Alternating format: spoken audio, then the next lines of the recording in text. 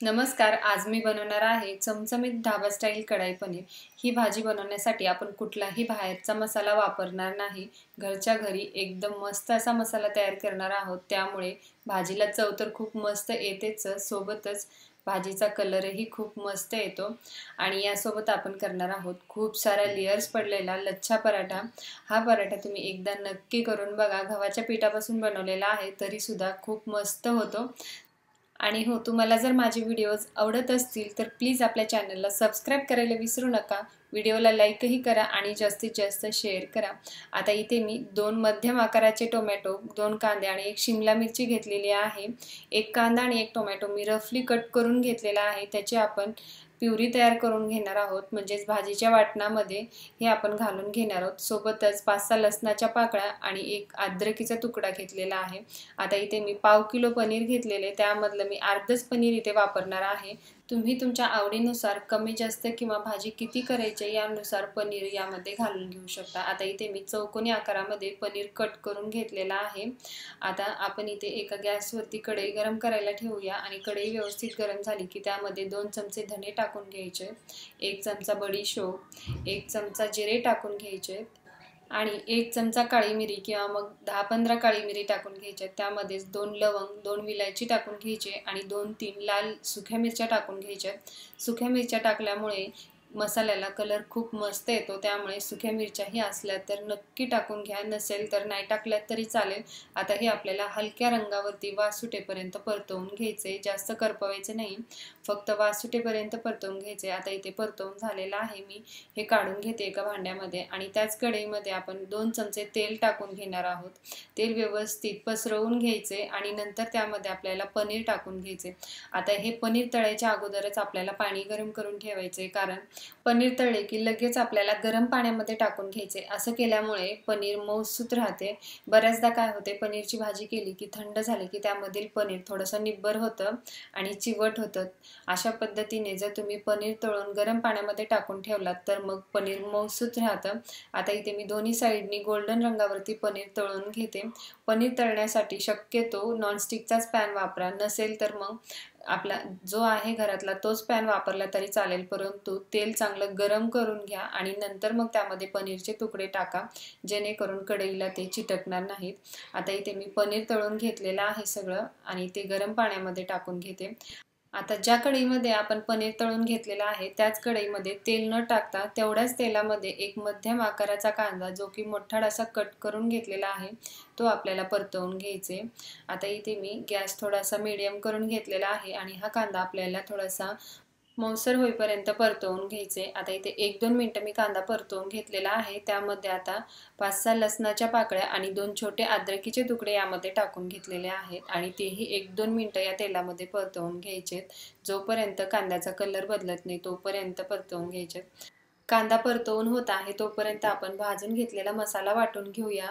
आपण हा मसाला सुरुवातीलाच भाजून घेतलेला होता, त्यामुळे हा पूर्णपणे थंड झालेला आहे. शक्यतो मसाला पूर्णपणे थंड करून मगच वाटून घ्या, जेणेकरून बारीक चांगला असा वाटला जातो. आता इथे मी मसाला हा बारीक असा वाटून घेते. तुम्ही बघू शकता अशा पद्धतीने हा मसाला वाटून घ्यायचा आणि कलरही किती मस्त आलेला आहे. आपण यामध्ये लाल मिरची वापरलेली होती, त्यामुळे शक्यतो तुमच्याकडे असेल तर बेडगी मिरची नक्की वापरा, त्यामुळे मसाल्याला कलर खूप मस्त येतो. आता इथे कांदा आपला परतवून झालेला होता, त्यामध्ये टोमॅटो टाकून घ्यायचे. एक मध्यम आकाराचा टोमॅटो आहे, तोही आपण थोडासा मोठासा कट करून घेतलेला आहे. आता इथे टोमॅटो पटकन मऊसूत असा शिजला जावा यासाठी थोडंसं मीठ टाकून घ्यायचे आणि मूठभर काजू टाकून घ्यायचे किंवा 5-6 काजू तुम्ही तुमच्या आवडीनुसार कमी जास्त टाकून घेऊ शकता.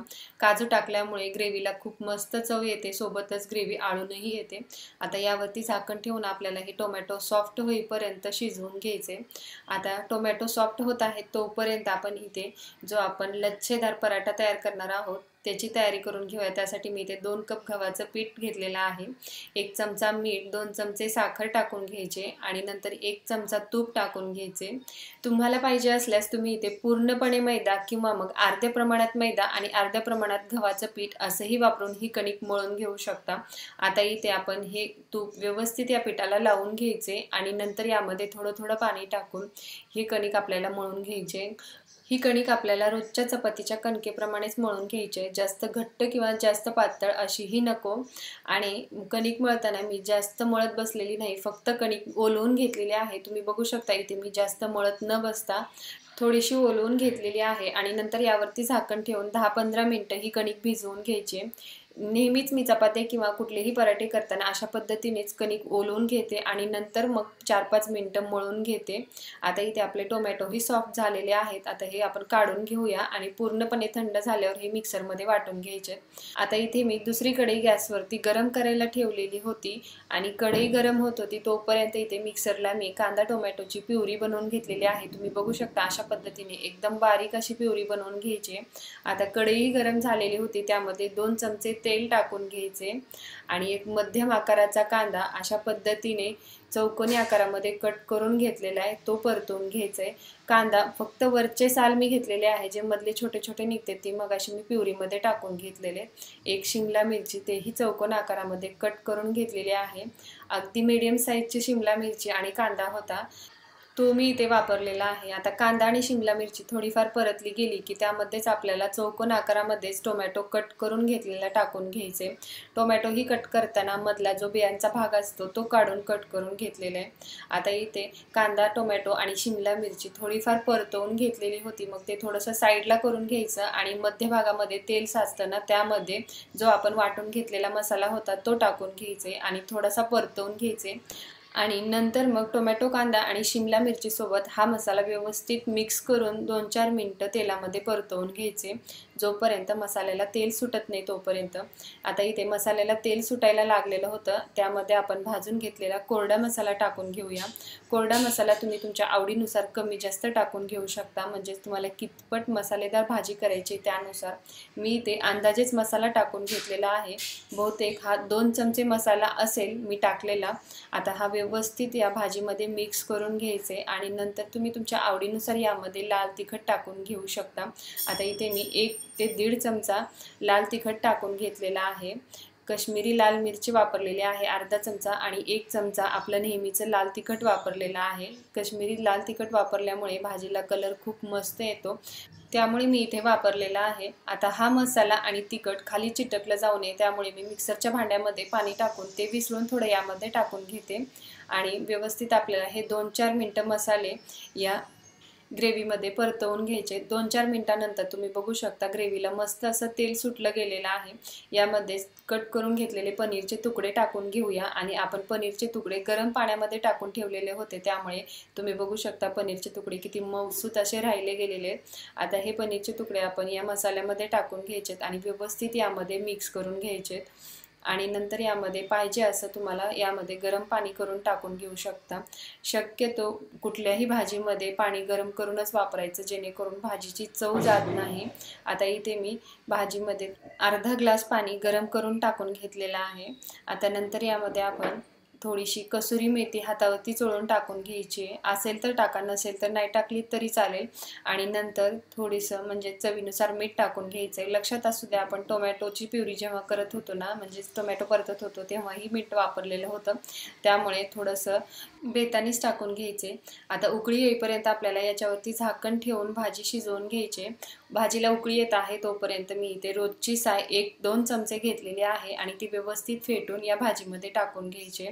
तुमच्याकडे क्रीम असेल तर तुम्ही क्रीमही टाकून घेऊ शकता, परंतु घरची ताजी क्रीम टाकलेलं वेगळंच, त्यामुळे मी इथे रोजची आपली दुधावरची साय वापरत आहे आणि बारीक कट करून घेतलेली कोथिंबीर टाकून घेते. आता ही व्यवस्थित आपल्याला या भाजीमध्ये मिक्स करून घ्यायचे आणि नंतर झाकण ठेवून ही भाजी आपल्याला चांगली 5-6 मिनिटं शिजवून घ्यायची. भाजी शिजत आहे तोपर्यंत आपण इथे कणिक मऊ करून घेऊया, जी आपण ओलवून ठेवलेली होती ती. आणि कणकेला हात लावण्याआधी हात थोडासा पाण्याने ओला करून घ्यायचा, जेणेकरून हाताला पीठ चिटकत नाही. इथे मी 2-4 मिनिटं हे पीठ चांगलं मऊसूत असं मळून घेतलेलं आहे. आता याच्या आपण पराठे किंवा मग खूप सारे पदर सुटलेली चपाती करून घेऊया. त्यासाठी मी इथे गॅसवरती तवा गरम करायला ठेवलेला आहे आणि यानंतर मी इथे चपातीच्या उंड्या एवढाच उंडा काढून घेतलेला आहे आणि तो व्यवस्थित पिठामध्ये घोळून घेतलाय आणि याची आपण चपाती लाटून घेणार आहोत. उंडा तुम्ही तुमच्या आवडीनुसार, म्हणजेच तुम्हाला पराठा किती मोठा करायचा आहे किंवा लहान करायचे त्यानुसार कमी जास्त घेऊ शकता। आता इथे मी ही चपाती गोल आकारामध्ये लाटून घेतलेली आहे। याला व्यवस्थित असं तेल लावून घ्यायचे। चपाती गोलच झाली पाहिजे असं काही नाही। आता यावरतीच तेल लावून घेतलेले, नंतर मग आपल्याला पीठ टाकून घ्यायचे। असं केल्यामुळे चपातीच्या लेयर्स पटकन अशा वेगळ्या होतात। आता चाकूच्या मदतीने मी चपाती लांबसर अशी कट करून घेते। चपाती कट करताना शक्यतो जेवढी बारीक होईल तेवढी बारीक अशी कट करून घ्यायची आणि नंतर अशा पद्धतीने गोळा करून हलक्या हाताने याला ओढून याचा उंडा बनवून घ्यायचे। ज्याप्रमाणे आपण चुंबळ बांधतो ना, तशाच पद्धतीने याचा उंडा बनवून घ्यायचा आहे। तुम्ही बघू शकता अशा पद्धतीने याचा उंडा बनवून घ्यायचे। आता याला आपण लाटून घेऊया। हा पराठा लाटताना तेल लावूनच लाटायचा, पीठ लावून लाटायचं नाही, जेणेकरून याच्या लेयर्स पटकन अशा वेगळ्या होतात। आणि पराठा लाटताना हलक्या हातानेच लाटायचे, जास्त दाब देऊन लाटायचं नाही। आता इथे तवा गरम झालेला होता आणि अगोदरच मी थोडंसं तेल टाकून घेतलेलं होतं आणि नंतर यावरती पराठा टाकून घ्यायचे आणि हा आपल्याला मीडियम गॅसवरती शेकून घ्यायचे। आता 7-8 मिनिटं झालेले होते आणि भाजी ही आपली मस्त अशी शिजली गेलेली आहे आणि गॅस बंद करून देऊया। तुम्ही बघू शकता भाजी किती मस्त अशी चमचमीत दिसत आहे। हा पराठा जाडसर असल्यामुळे लो टू मिडियम वरती चांगला खरपूस असा भाजून घ्यायचे आणि पराठा भाजण्यासाठी बटर, तूप किंवा तेल तुम्ही तुमच्या आवडीनुसार काहीही वापरू शकता। आणि शक्यतो तुमच्याकडे लोखंडाचा तवा असेल तर लोखंडाच्या तव्यावरतीच भाजा, खूप मस्त कलर येतो। आणि तुम्ही बघू शकता इथे पराठ्याला चांगल्या मस्त अशा लेयर सुटल्यात। आता हे मी एका पाटावरती काढून घेते आणि अशा पद्धतीने थोडासा हपका किंवा मग दाब देऊन याच्या लेयर्स वेगळ्या करून घ्यायच्या। अशाच पद्धतीने मी बाकीचे राहिलेलेही पराठे करून घेते। तुम्हीही नक्की करा या थंडीमध्ये आणि मग कशी झाली मला नक्की सांगा कमेंट करून। व्हिडिओ आवडला असेल तर व्हिडिओला लाईक करा, चॅनलवरती नवीन असाल तर चॅनलला सबस्क्राईब करायला विसरू नका। आणखीन भेटू अशाच मस्त चमचमीत रेसिपी सोबत। धन्यवाद।